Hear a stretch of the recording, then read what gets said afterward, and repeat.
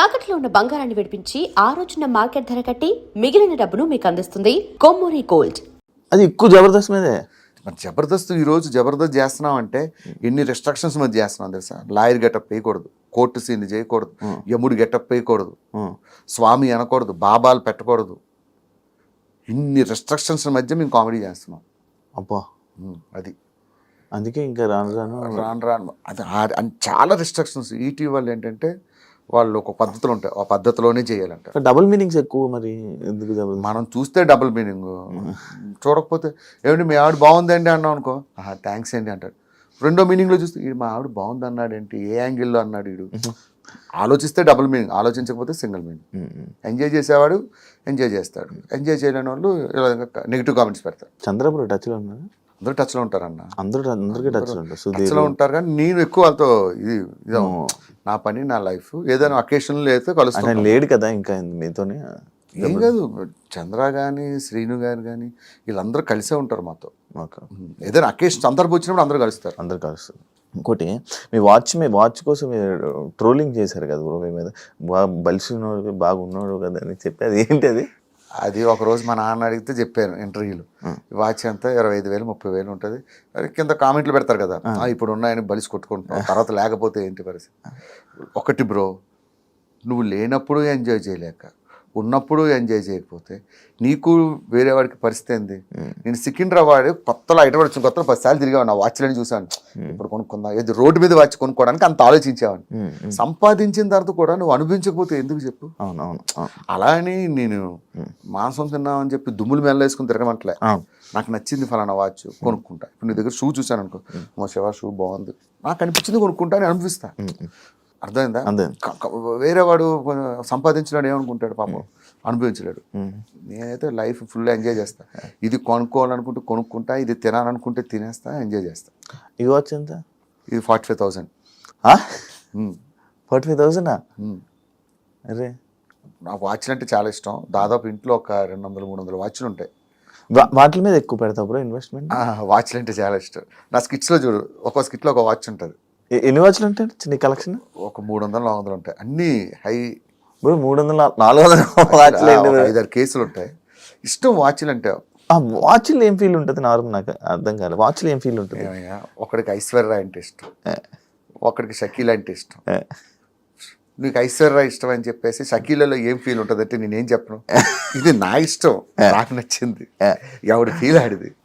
అదే అంటే అంత ఇన్వెస్ట్మెంట్ అంటే వాచ్ల మీద 400-300 ఇన్వెస్ట్మెంట్ అంటే మామూలు విషయం. ఇన్వెస్ట్మెంట్ మనం వ్యాపారం చేస్తే దాని ఇన్వెస్ట్మెంట్ సారీ, దాని మీద అంత ఇన్వెస్ట్ చేసావు. ఫోన్లు ఇవే ఇట్లా అలా అని చెప్పి ఓన్లీ షూటింగ్ టైప్లోనే ఇలా ఏదైనా పిలిస్తే వేసుకోవడం. నార్మల్ వస్తే 3 టీ-షర్ట్లు ఉంటాయి, అవి వేసుకొని తిరుగుతా. ఎప్పుడు వాచ్లు పెట్టుకొని ఏమి పెట్టుకోను. మా వైఫ్ అంటది, ఎందుకు అన్ని కొన్నావు, ఒకటి పెట్టుకోవచ్చు ఏమంట. నేను స్క్రీన్ మీద సెలబ్రిటీ, ఎక్కడ సెలబ్రిటీలు కాదు. దీనికి డౌన్ టు ఎర్త్ పర్సన్, చాలా డౌన్ టు ఎర్త్ పర్సన్ అని అంటుంటారు కదా. డౌన్ టు ఎర్త్ పర్సన్ ఇలా బయట తిరుగుతుంటే టీ-షర్ట్లు వేసుకొని. అందుకే ఎక్కువ ముస్లిమ్స్ ఏరియాలో తిరుగుతా, అక్కడైతే అప్పుడు గుర్తుపడ్డా.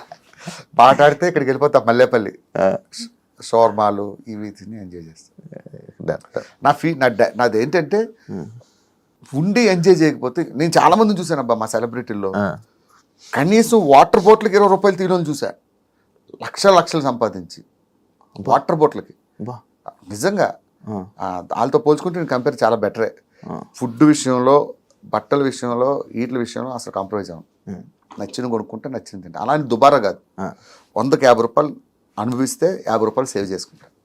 అలా అని 100 రూపాయలు ఖర్చు పెట్టి 99 రూపాయలు సేవ్ చేసావు అనుకో, ఏదో రోజు నీకు పోతావు, లేకపోతే ఏ హాస్పిటల్ అడ్మిట్ అవుతావు, ఈ డబ్బంతా డాక్టర్లు దొబ్బుతారు.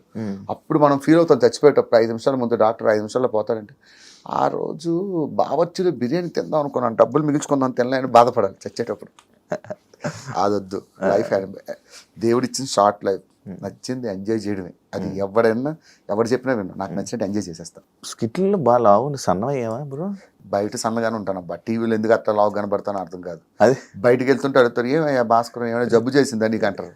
ఏమైందమ్మా అంటే, టీవీలో అంత ఉంటావు, ఇక్కడ ఏం తింటున్నావు అంటారు. అది టీవీ వల్ల, కెమెరాస్ వల్ల. కెమెరాలు బాగానే ఉన్నారు, బాగానే ఉంటారు, బయట ఫిట్గానే ఉంటారు. 2 పాలసీ, లైఫ్ పాలసీ. రోజు ఈవినింగ్ 6 తర్వాత ప్రపంచంలో ఎవరు పిలిచిన అంటిల్ ఈవెంట్ లేదా జిమ్ బయట జిమ్కి వెళ్ళిపోతా. జిమ్ అంటే కండల గిండలు ఏం చేయను, Just, కార్డియో ఎక్సర్సైజ్, ఇవి రెండు. తుఫాన్ వచ్చినా వెళ్ళిపోతా. మా ఆవిడ అడుగుతుంది ఎందుకు వెళ్తావు ఈ టైంలో, వర్షం వస్తుంది. రెండు అయితే బయటికి వెళ్ళి డబ్బులు సంపాదించాలా, లేకపోతే ఆరోగ్యం సంపాదించాలా. ఆరోగ్యం డబ్బు కన్నా విలువైంది, సో దానికి ఎక్కువ ఇంపార్టెన్స్ ఇస్తాం. Last final question bro, India గురించి. ఇది ఇండియా గురించి పహల్గామ్ ఏదైతే అటాక్ జరిగిందో దాని గురించి మాట్లాడుతూ గొప్పలో మనం ఉంటుంది కదా బ్రో. ఒక నీ ఇండియన్గా నీ ఫీలింగ్ ఏంటి bro?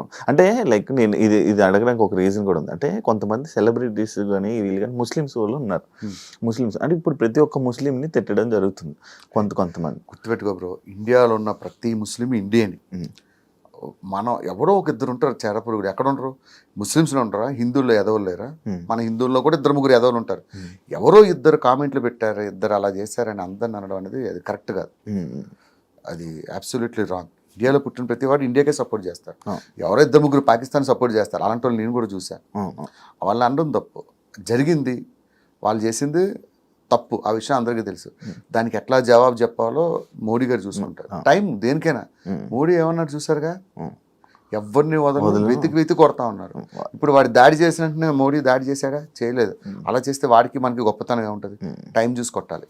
Thank you bro, interview ఇచ్చినందుకు. అండ్ ఫైనల్గా మళ్ళీ ఇంకొక సిచ్యువేషన్లో మళ్ళీ మోడీ అన్నానని మళ్ళీ దీని గురించి వీడియోలు పెడతారు. మోడీ గారు ఇష్టం కాబట్టి మోదీ గారు అన్నాను.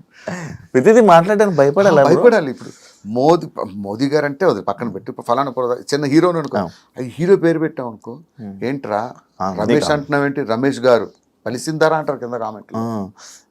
మనం ఏదో ఫ్లోలో అంటాం. ఇప్పుడు మనం చిన్నప్పుడు హీరోల గురించి ఏం మాట్లాడతాం, పేర్లు పెట్టి మాట్లాడుకుంటాం. ఆ ఫ్లోలో చెప్తాం, దాన్ని కూడా పాయింట్అవుట్ చేసి ఎత్తుతారు. కానీ వాళ్ళు కూడా అదే మాట్లాడతారు. మనం మాట్లాడుకోవాలి. నాకు ఎప్పటికీ అర్థం కాదబ్బా అసలు. ఒక 100% నాకు మిరాకిల్ పాయింట్ ఏంటంటే, నా కొడుకులు తిరుగుతారు, తాగుతారు, ఎంజాయ్ చేస్తారు, అమ్మాయిలతో తిరుగుతారు, పిచ్చిగా ఎంజాయ్ చేస్తారు. మనం చేస్తే పొద్దులో చూస్తారు. అవును, ఎందుకు అదే నాకు అర్థం కాదు. మీలాంటి మనుషులు ఇంట్లో అన్నం పప్పు అయితే తింటున్నాం, మా దాంట్లో కూడా తప్పులు చేసే వాళ్ళు ఉంటారు. దయచేసి వాళ్ళు మనుషులుగా చూడండి, సెలబ్రిటీలా చూడొద్దని చెప్తాం. ఇంకొకటి ఏం కామెంట్ చేస్తారంటే, మీరు సమాజానికి ఒక మార్గదర్శకులు అండి, మీరు ఎలాంటి పనులు ఎలా చేస్తారంటాడు. నువ్వు మాట ఇచ్చావు అట్లా ఉంటానని. ఏందోనబ్బా నాకు అర్థం కాదు అసలు. నిజంగా హారిబుల్. పొరపాటు నువ్వు ఏ అమ్మాయిని నీ గురించి ఏదైనా కంప్లైంట్ ఇచ్చి ఏదైనా చేసింది అనుకో, ఒకటి ఇంకా నీ గురించి పడుతుంటే రప్ప